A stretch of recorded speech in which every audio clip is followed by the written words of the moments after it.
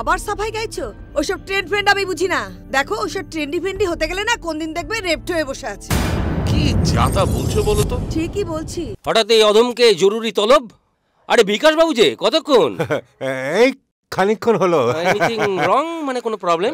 ওই অ্যাকচুয়ালি এটা একটা সেনসিটিভ ইস্যু। এর থেকে বাইরে বেড়াতে যাওয়াটা কি বেশি ইম্পর্ট্যান্ট? না, আমি একটা কথা বলতে পারি। কি কথা? সেটা হচ্ছে ট্যুরটা ক্যান্সেল করার দরকার নেই। আসছি মা। হ্যাঁ, এই হেলমেটটা নিয়ে যা।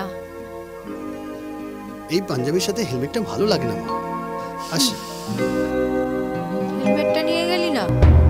কি যে করে না ছেলেটা। দুগ্গা দুগ্গা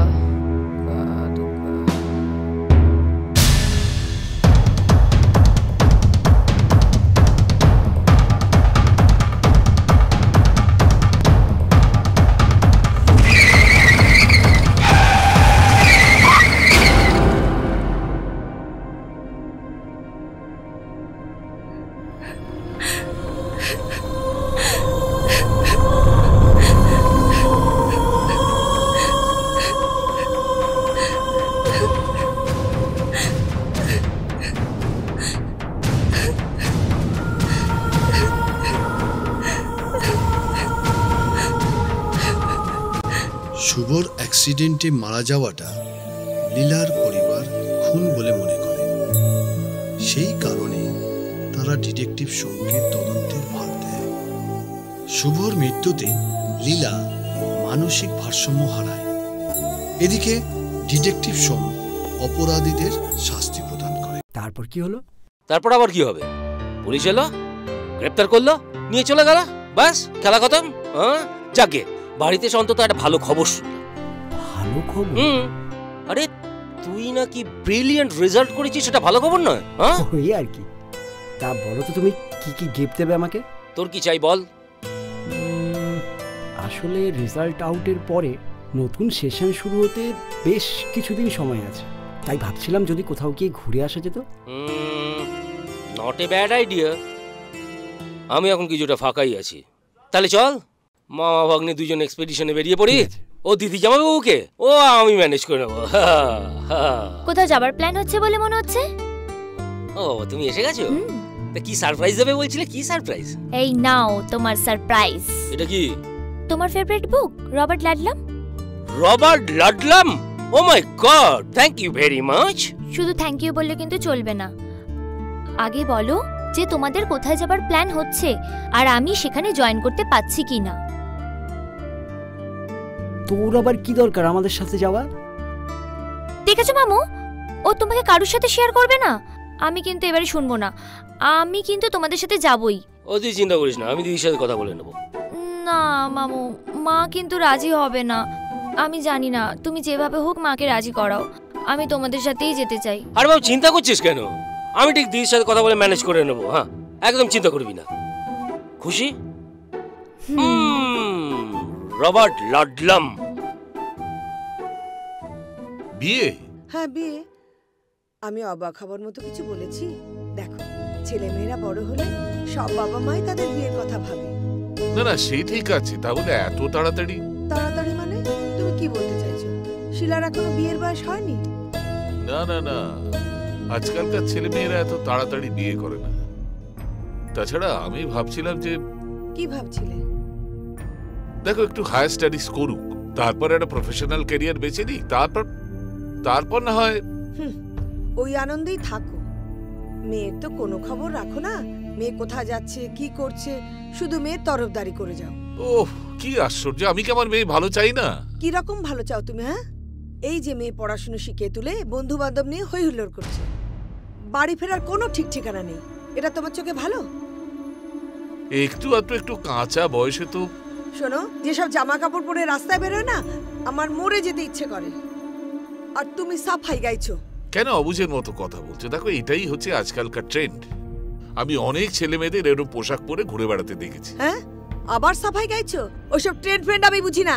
দেখো ওইসব ট্রেন্ডি ফ্রেন্ডি হতে গেলে না কোন দিন দেখবে রেপড হয়ে বসে আছে। কি যাতা বলছো বলো তো? ঠিকই বলছি। দিনরাত তো কাগজে মুখ গুঁজে বসে থাকো, দেখো না সেখানে কি সব লেখা আছে। শোনো, আমি ওসব কিচ্ছু বুঝি না, আমি মেয়ের বিয়ে দেবো। তুমি ভেবে দেখো মেয়ের কিভাবে বিয়ে দেওয়া যায়। বাহ, চালটা তো ভালোই খেললি, বুদ্ধিটা খুলেছে তাহলে। মামু, আমি তো তোমারই অনুগামী, আমি তো সব কিছুতে তোমাকেই ফলো করি। বেশ চিন্তায় ফেলে দিলি। কিসের চিন্তা? আর বলিস না, আমার এই ভাগ্নেটি একটি মোক্ষম চাল দিয়ে আমায় খুব চিন্তায় ফেলে দিয়েছে। তুমি এখানে দাবার চালের চিন্তা করছো, আর আমি চিন্তা করছি মা আমাকে তোমাদের সাথে ট্যুরে যেতে দেবে কিনা। আরে দূর বাবু, চিন্তা করিস না, জামাইয়ের সাথে সব কথা আমার বলা আছে, শুধু দিদিভাইকে সব কথা খুলে বলে দেবো। সবই তো বুঝলাম, কিন্তু আমার মনে হয় পুলিশকে না জানিয়ে এই বিষয়টা তুমি ঠিক করো। না দেখো, মানে একটা ব্যাপার একটু ভাববার আছে। মানে ব্যবসার দিক দিয়ে আমার তো অনেক রাইভালস আছে, তাদের অনেক উদ্দেশ্যও আছে। এখন এই ছেলের ব্যাপারে আমাকে ভয় দেখিয়ে ওই সব নিয়ে ব্যস্ত করে হয়তো আমার ব্যবসার কিছু জিনিসপত্র তারা হাতিয়ে নিতে চাইছে। হতে পারে না এ কথা আমি বলছি না, আবার তো মনে হয় এটা বোধহয় ঠিক না। বেটার হবে তুমি পুলিশকে কেসটা হ্যান্ড ওভার করে দাও। আমিও তো ঠিক এই কথাটাই বলতে চাইছিলাম দাদা, কিন্তু ও কিছুতেই মানতে চাইছে না। না, পুলিশকে না জানিয়েও একটা উপায় আছে, মানে সেক্ষেত্রে তোমার একটু হেল্প দরকার হবে। হ্যাঁ নিশ্চয়ই নিশ্চয়ই, তোমার এতদিনের বন্ধু মানুষ, হেল্প আমি নিশ্চয়ই করবো। বলো না তোমার কি সাহায্য দরকার। না না, তুমি হয়তো ভাবছো বিষয়টা আমি উপেক্ষা করতে চাইছি। না না, তা নয়, একদমই না। আমি চাইছি ব্যাপারটা তদন্ত হোক, কিন্তু পুলিশ দিয়ে নয়। আমি চাই যদি কোনো প্রাইভেট ডিটেকটিভ এটার একটা তদন্ত ভার নেয়, তাহলে প্রকৃত রহস্যটা জানা যাবে আর সবকিছু স্পষ্ট হয়ে যাবে। বুঝতে পারছি বুঝতে পারছি, এই ব্যাপারে তুমি সুভাষের সাহায্য চাইছো, তাই তো? Am I right? এক্স্যাক্টলি। অবশ্য জানি না ও রাজি হবে কি না। একটা কথা হচ্ছে যে মানে ও খুবই ব্যস্ত, সে খবর আমি রাখি। এমনকি এমন কিছু কেস আছে পুলিশও ওর কাছে সাহায্যের জন্য আসে। তবে তুমি যদি বলো, ও হয়তো একেবারে উপেক্ষা করতে পারবে না। এত ইতস্তত করছো কেন? তুমি আবার বন্ধু মানুষ, তুমি একটা সাহায্য চাইলে আমি কি এড়িয়ে থাকতে পারি? আর আমার বিশ্বাস আমি সোমকে বললে সোমও এড়িয়ে যাবে না। দাঁড়াও, আমি সোমকে ডাকছি। এই সোম, সোম একবার এদিকে আয় তো। জামাইবাবু ডাকছে, আমি আসছি। মামু, আমার মনে হয় না মা আমাকে তোমাদের সাথে যেতে দেবে বলে। আর তুই কেন চিন্তা করছিস বলতো? আমি যখন তোকে কথা দিচ্ছি তখন পুরো ব্যাপারটা আমাকে দেখতে দে। আমি ঠিক সবাইকে রাজি করিয়ে নেবো, ও দিদিভাইকেও রাজি করিয়ে নেবো, চিন্তা করিস না। তুই এখন ওসব চিন্তা না করে আমার এই দাবার চালের চিন্তা কর, আমাকে কিভাবে বাঁচাবি সেটা ভাব। দেখ, আমি এক্ষুনি আসছি, বুঝলি?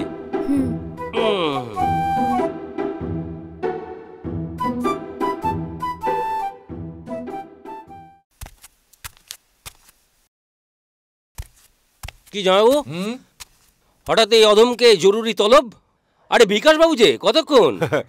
এই খানিকক্ষণ হলো। এনিথিং রং, মানে কোনো প্রবলেম?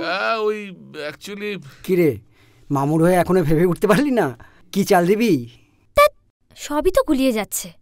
আপনি বলছেন আপনার অনেক বিজনেস ড্রাইভার আছে, কিন্তু স্পেসিফিক্যালি আপনি কোন একজনকে সন্দেহ করতে পারছেন না।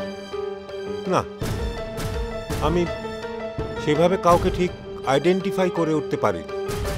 তবে যে সমস্ত নাম্বার থেকে আমার এই মোবাইলে ফোন এসছে, সে নাম্বারগুলো আমি সেভ করে রেখেছি। ওগুলো আপনি আমায় দেবেন, যদিও ওগুলোর থেকে খুব একটা লাভ আমার হবে না। তার কারণ আমার ধারণা হচ্ছে সেগুলো বিভিন্ন সময় বিভিন্ন বুথ থেকে করা হয়েছে। আচ্ছা, অংশুকে কি আপনি কোনো কিছু জানিয়েছেন? না, এখনো কিছু জানাইনি, মানে ভাবছি যে জানানোটা উচিত হবে। এসব কি হচ্ছে কি? আজকাল কথা কথা লোকজন কিডন্যাপের হুমকি দিচ্ছে। আচ্ছা, দেশে আইন কানুন বলে কি কিচ্ছু নেই? আচ্ছা শোন, কি করবি ঠিক করবি, দেখি কতদূর কি করতে পারি। আগে তো আমার সূত্রগুলো সব জোগাড় করতে হবে। কিন্তু বিকাশবাবু, আপনি একদম চিন্তা করবেন না। আমি যখন আপনার কথা দিয়েছি তখন অংশু চুল পর্যন্ত কেউ টাচ করতে পারবে না।